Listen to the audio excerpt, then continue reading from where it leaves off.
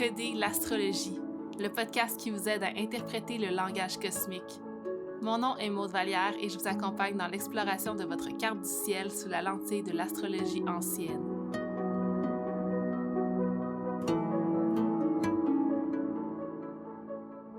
Bonjour à tous et bienvenue à un nouvel épisode du podcast Décoder l'astrologie.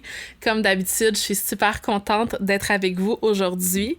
Et comme vous l'aurez vu dans le titre, j'ai eu l'honneur de recevoir à nouveau la magnifique Isabelle Fréjot qui est venue nous parler de son parcours entrepreneurial sur le dernier épisode du podcast, l'épisode 24. Et aujourd'hui, on plonge dans la sphère sexuelle, dans la carte du ciel d'Isabelle pour approfondir comment explorer la thématique de la sexualité en astrologie. Ce que je dis souvent aux personnes qui souhaitent apprendre l'astrologie, c'est qu'on apprend vraiment mieux par l'expérience, par le vécu, que ce soit le nôtre ou celui des autres. Donc, d'avoir des discussions autour de ces sujets-là, de l'astrologie, de la sexualité, de l'entrepreneuriat, pour moi, c'est une façon justement de vous enseigner l'astrologie, de vous transmettre l'astrologie à travers quelque chose qui vient du cœur puis qui est aussi centré dans l'expérience. Ça me fait beaucoup penser à mon nœud nord en Sagittaire, d'ailleurs.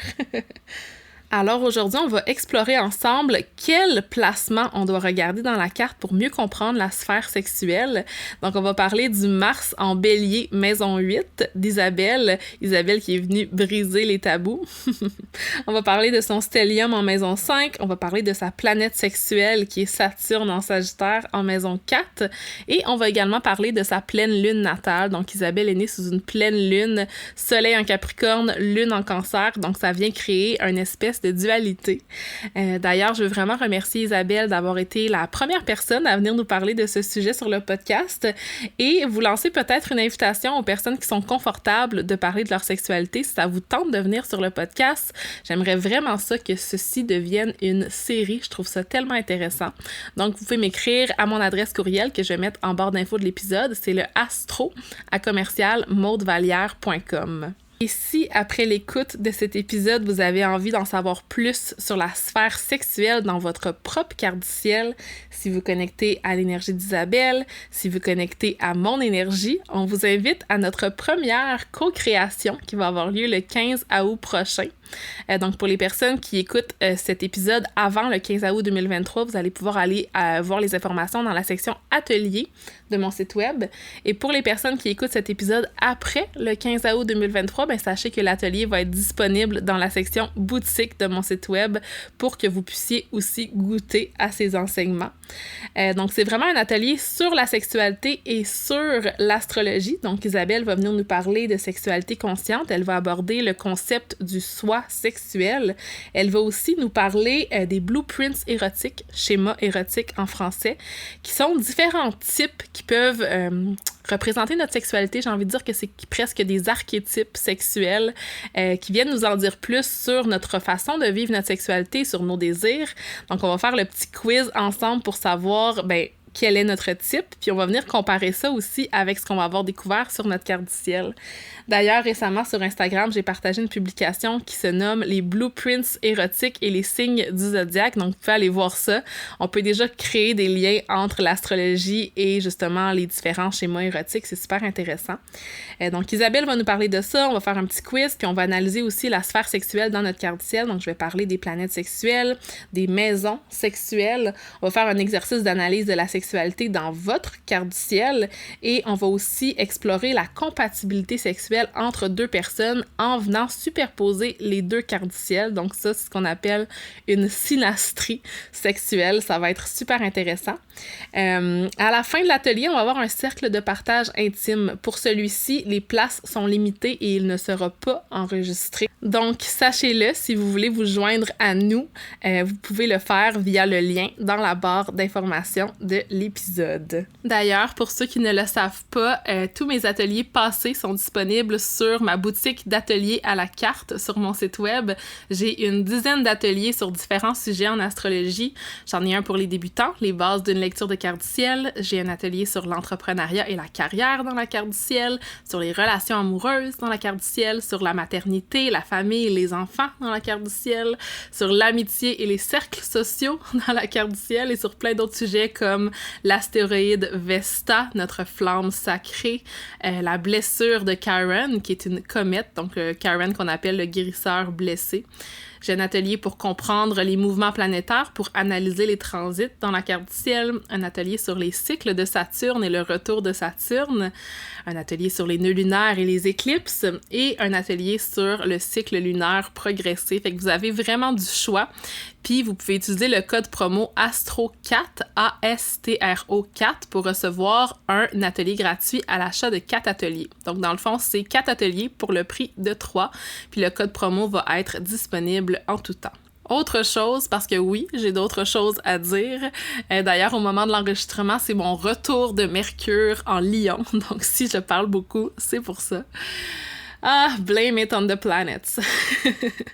Donc, j'aimerais vous inviter à une retraite que je vais offrir cet été en co-création avec Marie-Lie Thibault, qui est enseignante de yoga, créatrice d'expériences, qui va avoir lieu le 11, 12, 13 août prochain pour le pic des Perséides, des étoiles filantes. Et notre retraite se nomme Entre ciel et terre. Une retraite dans laquelle on va faire du yoga, on va faire différents ateliers d'astrologie, on va faire des exercices d'introspection aussi, des rituels, des moments en nature. C'est un magnifique endroit que Marie-Lie nous offre. Donc, toutes les informations se retrouvent sur ma page Instagram. Vous allez voir le petit visuel Entre ciel et terre à cet endroit-là. Puis, je vous mets le lien dans la barre d'infos si jamais vous avez envie de connecter en personne avec nous. Je vous prépare un magnifique atelier d'observation des étoiles avec un petit soupçon d'astrologie. Ça va être complètement magique. Alors, je crois que c'est tout pour les invitations. Merci de prendre le temps de m'écouter. Pour moi, mon podcast, c'est un espace sécuritaire dans lequel je peux me permettre d'être moi-même, d'être authentique, puis de partager ce qui me fait vibrer, de partager mes offrandes. Fait que c'est toujours un plaisir de vous jaser en début d'épisode. J'ai plein d'autres belles choses qui s'en viennent. Un grand projet pour l'automne. J'ai super hâte de vous en parler.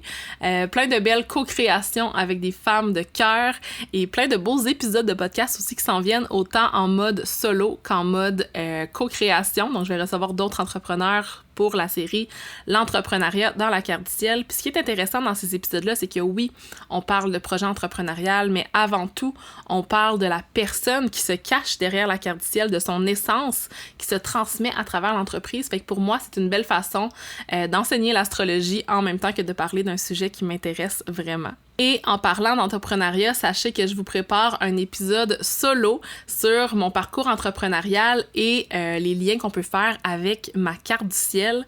Parce qu'il y a une question qu'on me pose énormément souvent, puis c'est Maude, comment t'es devenue astrologue? Qu'est-ce qui t'a motivé à devenir entrepreneur? Puis c'est quoi le chemin que t'as suivi pour te rendre là? Évidemment, j'ai suivi différentes formations en astrologie, mais pour moi, le déclic s'est fait en 2021 quand j'ai suivi une formation de marketing. Mais pas n'importe quel marketing. Un marketing aligné, le marketing aligné de Andréane Jutras. La formation que j'ai suivie se nomme Beauté sauvage, puis c'est une formation dans laquelle on est invité à vraiment s'introspecter puis trouver le pourquoi derrière ce qu'on veut offrir dans le monde pour pouvoir l'offrir à partir du cœur puis l'offrir à notre couleur de manière authentique. Ça a vraiment été une formation dans laquelle, de un, j'ai rencontré des personnes extraordinaires. D'ailleurs, Marie-Lie, avec qui je co-crée la retraite, était avec moi dans cette formation. Mathilde, qui est venue sur le podcast, était aussi avec moi dans cette formation.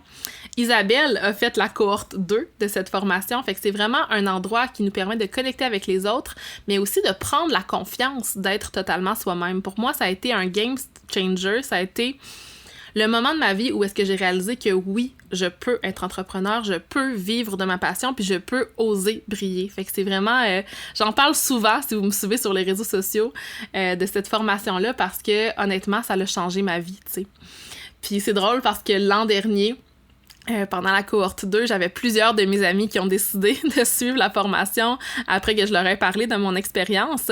Donc, cette année, j'ai la chance de pouvoir vous offrir un code promo pour cette formation-là, Beauté sauvage, qui va être officiellement annoncé, je crois, lundi prochain, le 17 juillet.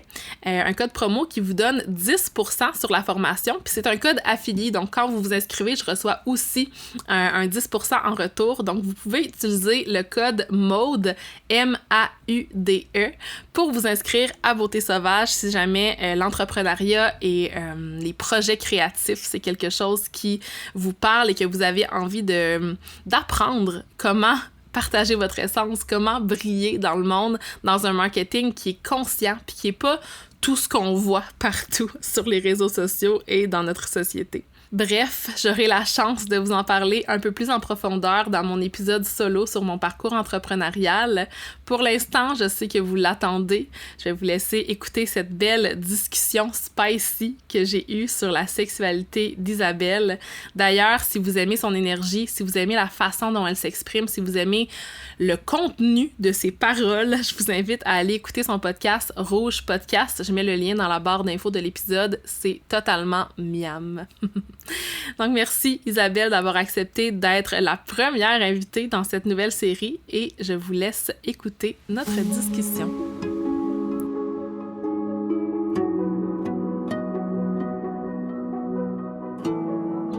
Allô Isabelle, bienvenue pour la deuxième fois sur Décoder l'astrologie. Aujourd'hui, on parle d'un sujet un peu différent. On a parlé d'entrepreneuriat, évidemment, dans la sphère sexuelle pour toi, parce que c'est ton domaine dans lequel tu œuvres. Mais aujourd'hui, on va parler plus personnellement de la sexualité. Donc, bienvenue encore. Merci mon. Ah, super contente de te recevoir comme première invitée. D'ailleurs, c'est une série vraiment que je veux commencer sur le podcast Sexualité et Astrologie. J'aimerais recevoir des femmes qui veulent venir me parler justement de leur parcours sexuel par rapport à leur carte du ciel. Fait que merci d'être la première ici avec moi. Est-ce que tu pourrais te représenter? Tu t'es présenté déjà dans notre épisode sur l'entrepreneuriat, plus de ton côté professionnel. Maintenant, j'aimerais que tu me parles plus de Isabelle, la femme sexuelle. Allons-y, plongeons. En fait, je vais retourner avec passionné de l'être humain, passionné des connexions humaines. Pour moi, la sexualité passe beaucoup par la connexion. Topo de ma sexualité, j'ai été pendant une vingtaine d'années avec des hommes, dont une dizaine d'années avec le père de mes enfants. J'ai deux belles grandes filles de 9 et 11 ans. Je suis séparée depuis maintenant 7 ans. Donc, depuis, j'ai toujours eu une vie sexuelle qui était super ouverte, fluide, assumée aussi. J'ai eu des premières relations avec des femmes quand j'étais plus jeune. Puis, pour faire un topo, mettons, de ma vie enfant, j'habitais dans un petit village, bien loin, creux. Puis on avait zéro modèle, en fait, de sexualité autre que hétéro-normative. Puis j'ai toujours eu une fascination pour, mettons, Xena, pour Nikita, pour ces femmes-là qui étaient, tu sais, qui étaient en feu, qui étaient des guerrières, là, tu sais. Puis dans ma vie, avec les modèles que j'avais pas en fait au niveau de mon enfance puis de mon adolescence, tu sais, tout s'est déroulé de manière très normative.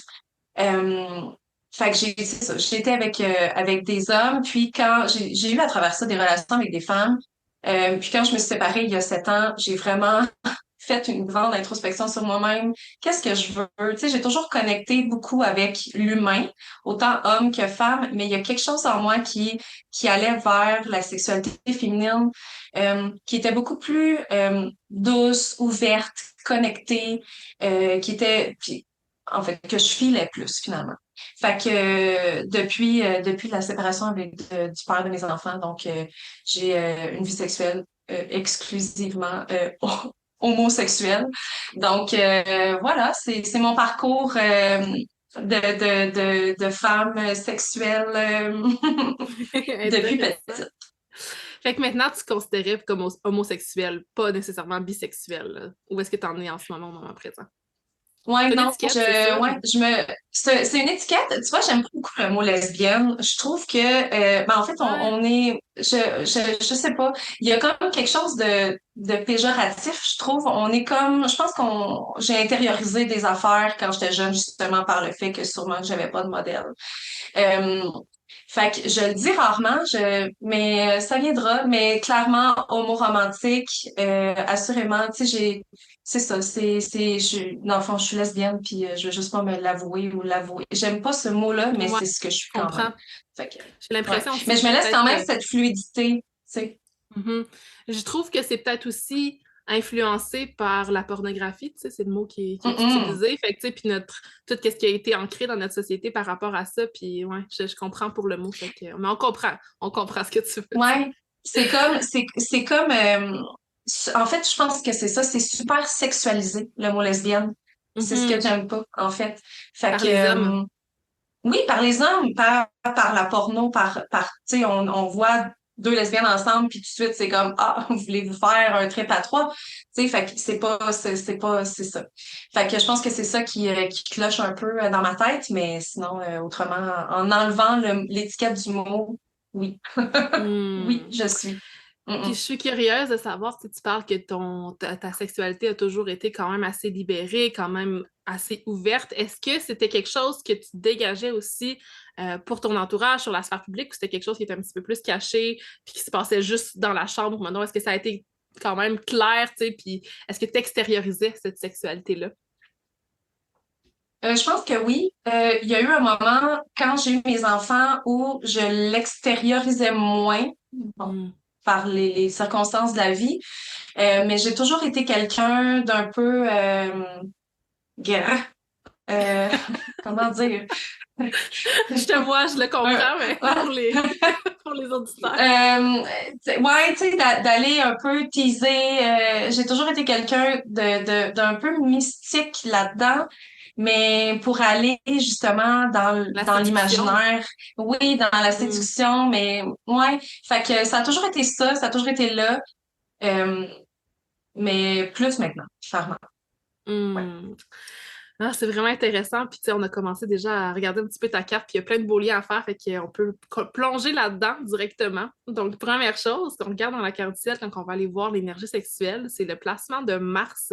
Mars, qui est une planète qu'on parle souvent la planète de l'action, la planète des réactions aussi, mais c'est la planète du désir. Puis, ça parle vraiment de notre désir primaire, le désir instinctif qui est un peu incontrôlable. Puis souvent, ben, il y a certaines personnes que dans leur Mars ne va pas nécessairement être dévoilé tôt dans leur vie. Ça peut venir à travers le temps parce que c'est un côté qui est très primaire. Puis dans notre société, ben, on est plus encouragé à cacher nos désirs. Fait que Mars représente vraiment nos désirs.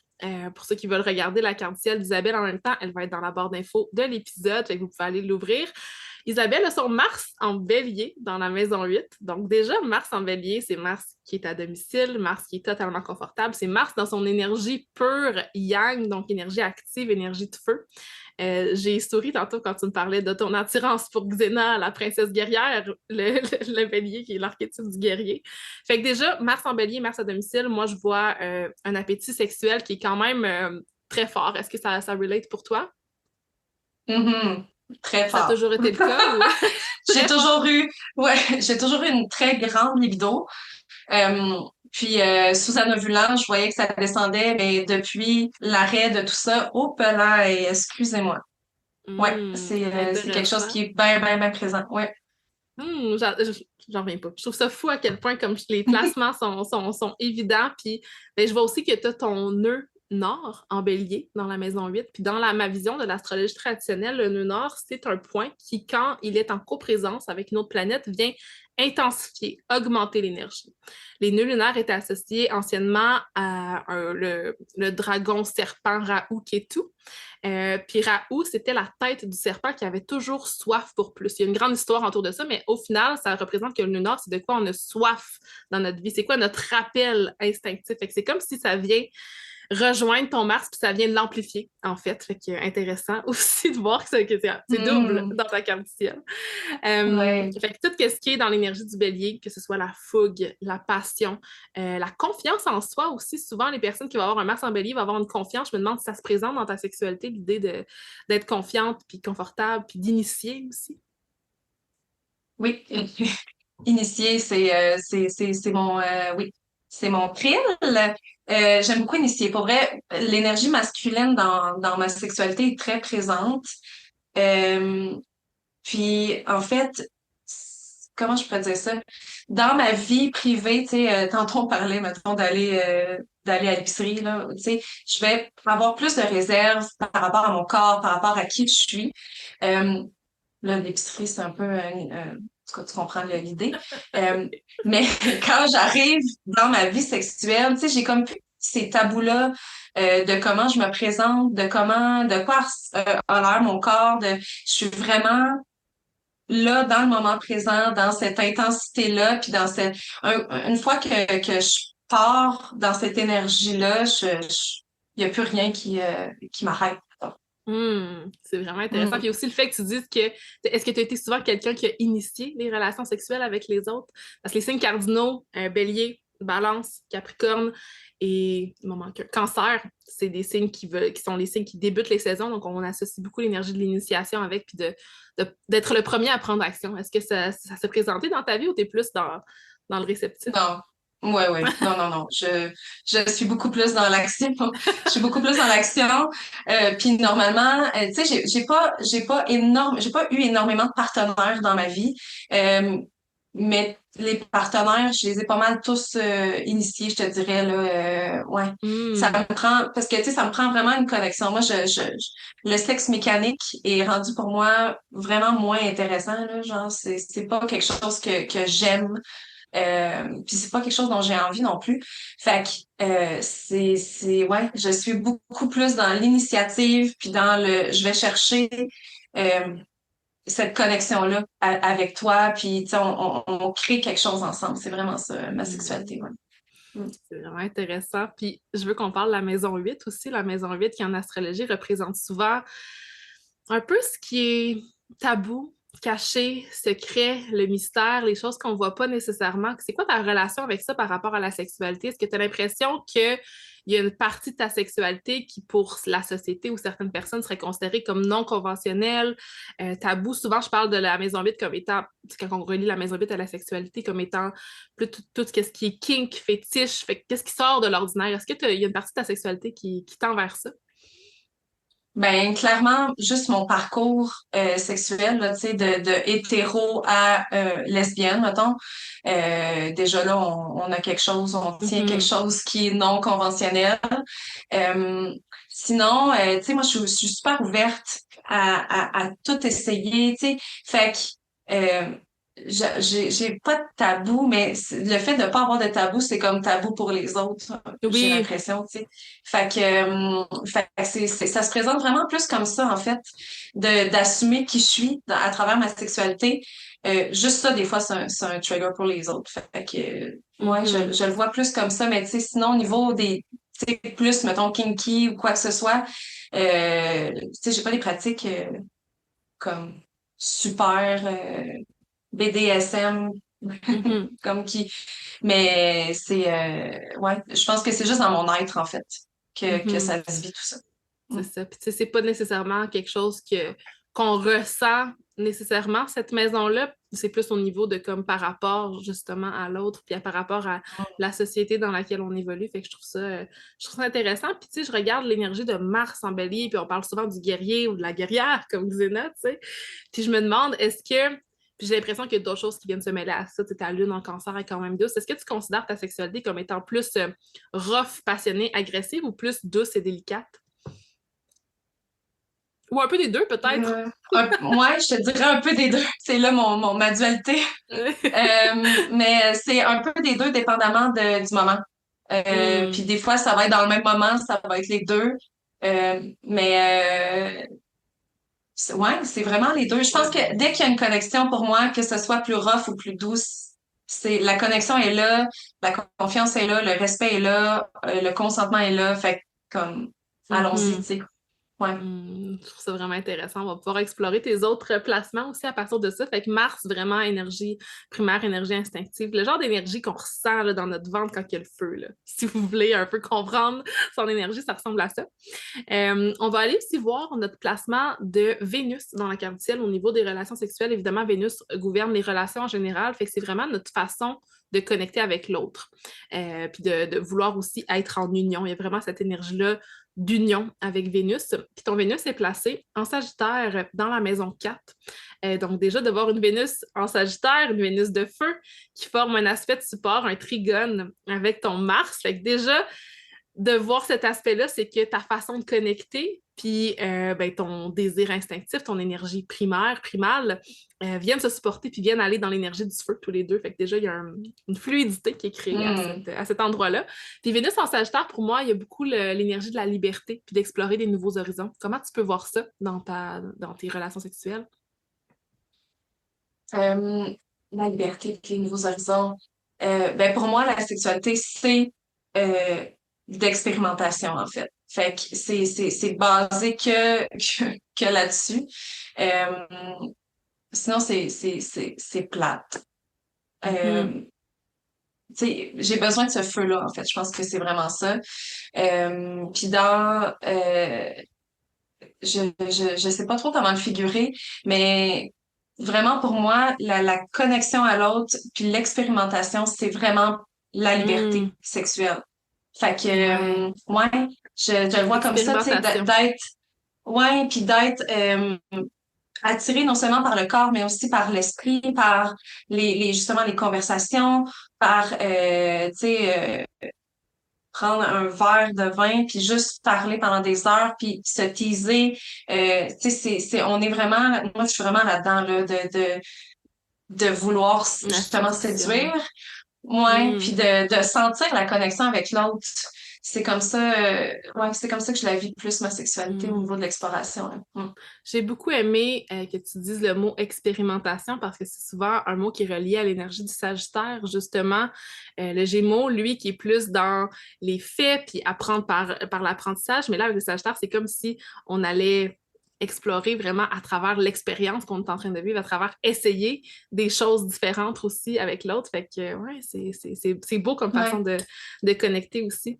Puis ouais. ça m'intrigue parce que ça se trouve dans la maison 4 qui est reliée à la famille, au foyer, à la vie privée, à notre lignée, nos ancêtres, nos parents. Comment qu'on peut emmener ça dans la sphère sexuelle? C'est que souvent, il y a quelque chose qui nous est transmis ou pas transmis par nos parents, puis c'est de là qu'on part pour aller justement explorer notre propre vie sexuelle. Comment ta sexualité relate à ce qui t'a été transmis ou ce qui est présent dans ta lignée, dans ton foyer? Ben en fait, moi, j'ai pas tant eu de transmission au niveau de la Hmm. sexualité. Je me souviens que ma mère m'avait acheté un petit livre rose là, quand j'étais jeune. Lis ça, puis ça sera ça. Fait que, tu sais, j'ai pas eu de modèle, j'ai pas eu de discussion non plus avec mes parents par rapport à tout ça.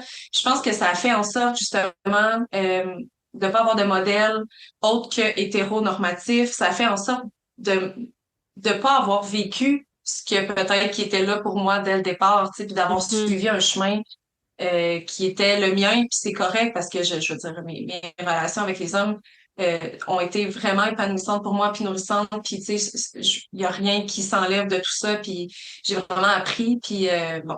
Mais cette lignée-là, c'est comme si j'explosais le reste. Il y a comme une coupure, puis tout ce qui était là avant se déconstruit, en fait, puis ça rouvre la porte à autre chose, tu sais. Puis je le vois avec mes enfants aussi, tu sais, ben là, veux pas, on parle de sexualité, puis c'est super ouvert, puis ils me questionnent déjà sur, justement, qu'est-ce que, tu sais, les orientations sexuelles. Fait il y a vraiment quelque chose Hmm. qui est fluide puis qui évolue vers euh, le meilleur côté, selon moi. Puis tu transmets ça aussi à tes enfants. Fait que c'est comme la maison 4, c'est ça aussi, c'est ce qu'on a vécu ou ce qu'on n'a pas reçu, puis ce qu'on veut transmettre de différent, Mm. tu sais. Fait que je trouve ça beau. Puis les personnes qui sont en train de regarder ta carte du ciel verront aussi que Saturne et Uranus sont présents dans ta maison 4 avec Vénus. Puis souvent, Saturne, c'est la planète des limitations, des blocages. Fait que ça peut représenter quelque chose qui a été limitant à un certain moment, peut-être une limitation de la liberté avec Saturne en Sagittaire par rapport à la famille. Fait que c'est pas que tes parents t'ont empêché d'être libre, c'est que ça n'a pas été présenté. Fait que inconsciemment, il y a eu un blocage à un certain moment, tu sais. Puis en ayant Uranus là, pour moi, Uranus, c'est vraiment la planète qui montre un peu dans quelle sphère de notre vie on va vivre des changements soudains ou qu'est-ce qu'on a besoin de libérer, de défaire le statu quo, de comme transformer, puis laisser aller, puis briser, tu sais, totalement. Fait que ça aussi, c'est relié justement à ton Vénus, à ton Saturne. Puis si je me dirige vers un autre placement de ta carte, la maison 5, évidemment, c'est la maison de la sexualité. Donc, je dis souvent que c'est la maison de la flamme, c'est la créativité, c'est la passion, c'est la romance. Puis vraiment, les relations sexuelles sont dans la maison 5. Puis tu as plusieurs choses dans la maison 5. On a parlé dans le dernier épisode sur l'entrepreneuriat. Tu as ton Soleil et ton Mercure qui sont tes planètes de carrière, tes planètes de mission. Mais le fait que tu aies Mercure dans la maison 5, tantôt tu me parlais que il y a besoin quelque chose qui se passe dans le mental où il y a un besoin de communiquer, tu as dit se parler avec un verre de vin, puis se teaser. Fait qu'il y a vraiment quelque chose par rapport à la communication puis au mental dans ta sphère sexuelle. Là. Clairement. C'est, ouais, le build-up, justement, de tout ça, tu sais, puis ça se crée des fois de manière super spontanée, puis pas, tu sais, pas, il y a rien de stagé, mais tout est dans la tête. Pour moi, tout part de là. Puis quand t'es turn on dans ta tête, après ça, ton corps, en tout cas, le mien suit, tu sais. Mm-hmm. Fait que ça me prend vraiment ça. Si je pourrais pas avoir une relation avec quelqu'un qui m'allume pas mentalement, intellectuellement. Mm-hmm. C'est impossible pour moi d'aller là. Fait que, ouais, je Mercure suis en maison vraiment plus 5. connectée. Mercure c'est ton maître Ouais, d'ascendant en plus, fait que je trouve ça intéressant, tu ouais, sais. Mm. il y a Puis quelque chose là. toutes les planètes qu'on va avoir dans la maison 5 vont venir ajouter un peu à notre énergie sexuelle, à comment on va vivre notre carte ciel. Puis en ce moment, tu sais, c'est pas que les placements de cette carte ciel-là veulent seulement parler de ta vie sexuelle, mais là, on l'aborde comme ça. Fait que tous les placements de la carte ciel peuvent dire quelque chose à propos de ta sphère sexuelle, c'est fou. Fait qu'en voyant le soleil aussi dans ta maison 5, je suis comme, est-ce que tu te considères dans une énergie plus solaire quand tu es dans des relations sexuelles? Il y a comme l'énergie de briller, d'oser être vue, d'être confiante, d'être lumineuse, de sourire peut-être. Tandis qu'une énergie lunaire, ce serait plus d'être dans la réceptivité, dans la douceur, dans la discrétion, dans le calme. Solaire ou lunaire au niveau sexuel? Oh, Un peu des deux solaire. peut-être. Solaire. Mais solaire, je pense que le solaire est prédominant. J'apprends à être plus réceptive aussi, puis à me laisser offrir ou à me laisser recevoir. Euh, mais oui, effectivement, le fait de prendre action, euh, de d'être expressive, tout ça, je pense qu'on est vraiment plus dans le solaire ici. Mm. Malgré que ça n'empêche pas que je sois capable d'être dans le lunaire, là, tu sais, fait que, mais je pense que c'est un bel équilibre des deux, mais ouais, Ouais, plus on le en a solaire. parlé justement dans l'épisode sur l'entrepreneuriat, mais t'es née sous une pleine lune, avec ta lune qui est très dominante en cancer aussi, fait que l'idée de prendre soin est très, très présente, fait que peut-être que ça se présente aussi dans tes relations sexuelles. Ouais, tu On sais, a faire aussi l'amour les yeux Neptune. ouverts. Ah oui, C'est j'adore, c'est une c'est intéressant. conversation. C'est une conversation que j'ai eue avec une amie récemment, mais ouais, tu sais, on a souvent tendance à fermer nos yeux, tu sais, pour se laisser recevoir, justement, puis de profiter du moment. Mais c'est bon aussi d'ouvrir les yeux, puis de voir ce qu'on fait, puis de regarder, puis d'apprécier l'autre, tu sais. Fait Et qu'il ça me y a parle, comme ça. Moi, vraiment j'ai ça. les yeux ouverts Hum, tout le temps, là. Il faut qu'il y ait la hum, stimulation visuelle pour moi aussi. Auditive ouais. aussi. Oui, c'est Tous ça. les sens, tous Oui, les sens. très, très important. Très important. L'audition, ouais. Hum. L'odorat, ok, bon, on va se Tout, calmer tout, les tout. Tous les sens. sens, tous les sens. Je vois aussi Neptune dans ta maison 5, puis Neptune, c'est la planète de l'illusion, de la confusion, mais aussi de la spiritualité, de la transcendance. Est-ce que tu as l'impression que ça fait partie justement de tes relations sexuelles, cette idée-là de peut-être de trans, de transcendance, d'aller toucher à quelque chose qui est plus grand que soi? Est-ce que c'est quelque chose que tu as expérimenté? Complètement énergétique, tu sais, de juste mettre nos mains ensemble, puis Mhm. de ressentir quelque chose, de passer les mains sur le corps sans se toucher. Et oui, puis c'est quelque chose que j'expérimente, puis qui est surprenante quand même, parce Mhm. que, waouh, ça peut atteindre des niveaux assez incroyables de plaisir. Puis Mhm. tu sais, avec soi aussi, tout le edging, la respiration consciente, tu sais, c'est vraiment quelque chose qui est présent dans ma sexualité étant célibataire. Mhm. Donc, tu sais, c'est quelque chose que j'expérimente avec moi-même aussi. Fait que, mais oui, cette connexion-là à plus grand, puis à l'énergie, puis à la connexion des corps, puis des âmes aussi, juste de se regarder dans Mhm. les yeux.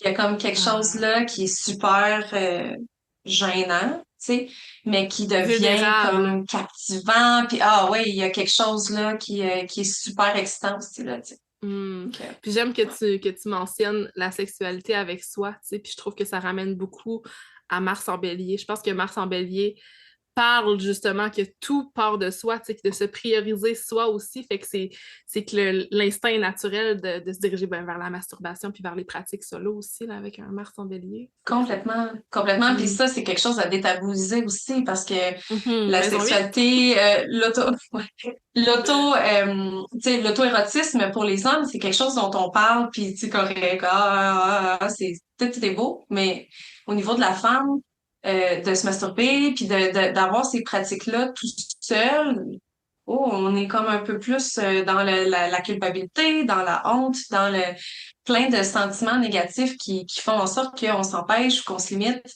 Mais c'est ça, c'est quelque chose à détabouiser beaucoup, puis Ouais, de se c'est quand connecter même avec très soi, tabou. comme, ouais, Mhm. complètement. Mm. Vraiment intéressant. Yes. Ah, merci. La prochaine chose que j'aimerais regarder, on est encore dans ta maison 5. On a parlé du fait que tu avais Mercure, fait que ton mental, et la parole aussi qui passe par Mercure, le soleil, fait que l'énergie solaire qui brille, qui sourit, qui est vraiment dans son énergie lumineuse, Neptune avec la transcendance, la connexion spirituelle. Mais au-delà de ça, la maison 5 est en Capricorne, donc gouvernée par Saturne. Fait que Saturne, dans ta carte du ciel, serait ta planète sexuelle. Saturne qui est en Sagittaire, en maison 4.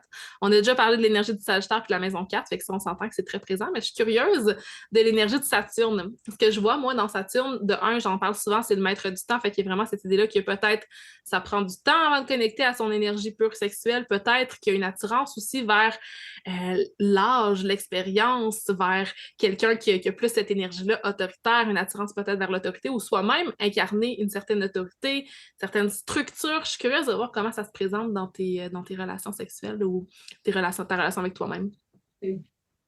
C'est hot, ouais. En fait, les deux relations avec les hommes que j'ai eus, c'était des hommes qui étaient plus vieux que moi.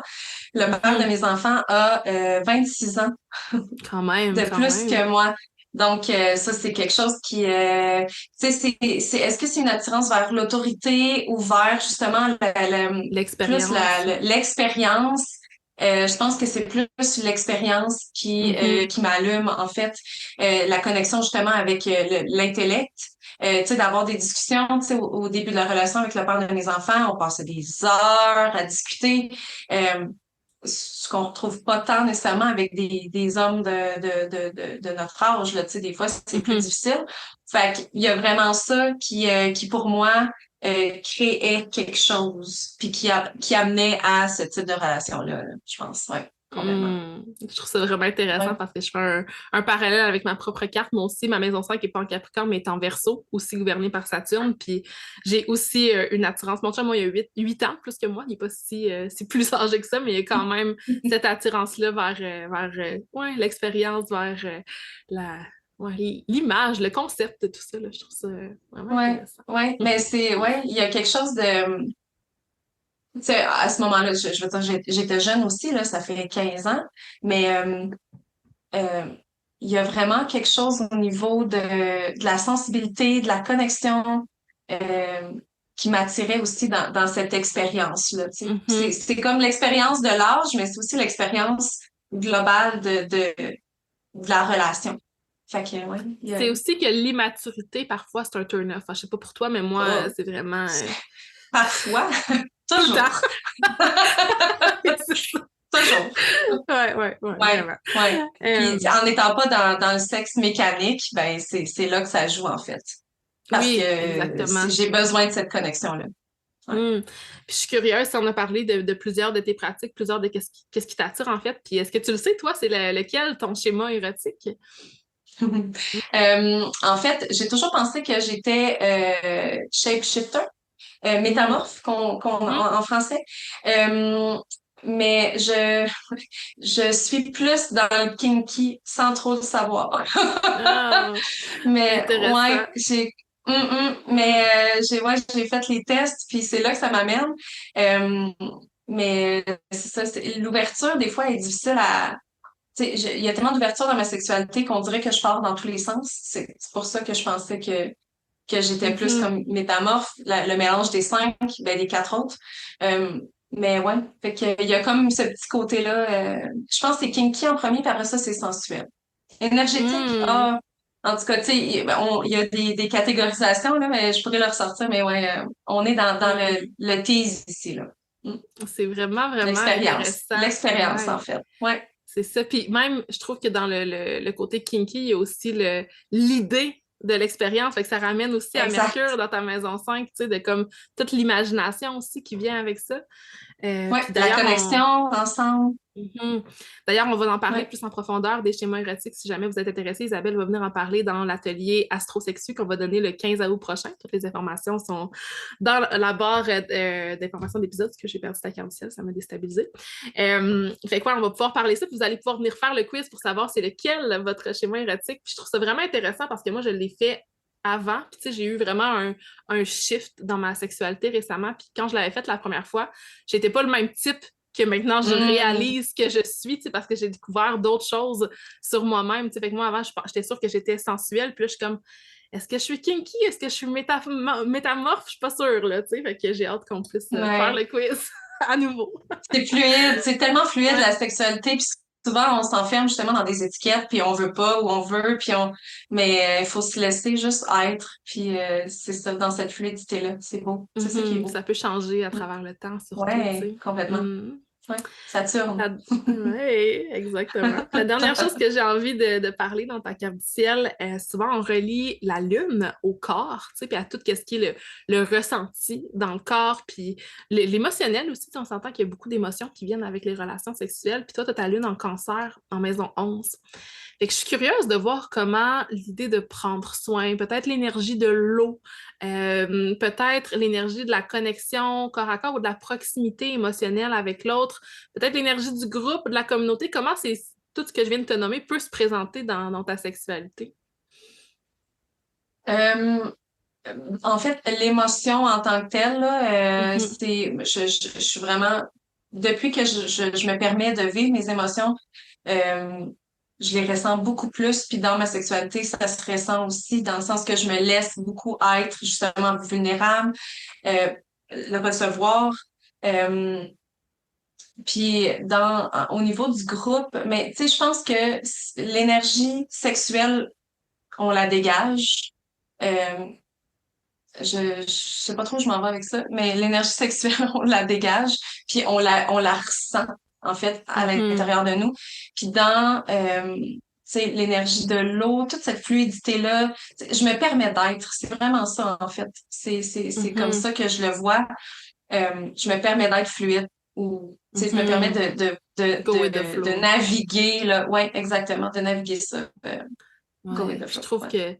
je trouve que c'est ça la beauté justement de l'opposition de ta pleine lune de soleil en Capricorne, de lune en Cancer, c'est que ça n'a pas nécessairement besoin d'être deux extrêmes, tu sais, ça peut être deux extrêmes qui se supportent, de comme quand tu te permets d'être dans l'émotion, d'être dans la vulnérabilité, puis de t'ouvrir dans cette vulnérabilité avec l'autre, mais c'est là que tu peux justement aller goûter à ton énergie solaire qui est confiante, puis qui est vraiment dans sa lumière, tu sais, à travers les relations sexuelles. Ouais, Mm. complètement. Ça part souvent justement par l'émotion, par la connexion, puis après ça, ça allume, le feu est allumé, tu sais. C'est comme ça, Mhm. souvent. Ouais, que je le vis. Mm. C'est magnifique. Fait que je pense qu'on a quand même fait le tour pour le côté sexuel dans ta carte du ciel. Est-ce que tu pourrais nous dire où est-ce qu'on peut te retrouver si les gens ont envie de connecter avec toi?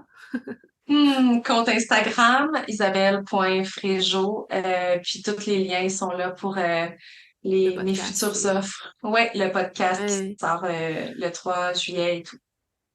Fait qu'il y a le podcast, le groupe Facebook, puis toutes les futures offres. Tu as parlé aussi dans l'épisode sur l'entrepreneuriat d'une offre qui s'en vient unique pour un photoshoot de boudoir pour être vu par Isabelle. Fait que si vous avez aimé son énergie, je vous la recommande fortement. Puis aussi, si vous avez envie de connecter avec Isabelle, avec moi, ben, on a notre atelier Astrosexy le 15 août prochain, donc qui va intégrer tout ce qu'on a vu aujourd'hui dans la carte du ciel, mais dans votre carte du ciel à vous. Puis on va faire aussi des petits exercices et finir par un cercle de partage où on va pouvoir connecter en intimité ensemble. Ça va beaucoup rejoindre ta lune en maison 11 et ma lune en maison Hmm. 11. Vraiment intéressant Mhm. parce que toi, tu as la lune en cancer. Moi, j'ai la lune en lion. Fait que c'est comme l'énergie solaire et lunaire du groupe qui se rejoint. Ouais, Fait que on se complète très là-dessus. beau. Merci Ouais. vraiment pour ta présence, Isabelle. J'apprécie.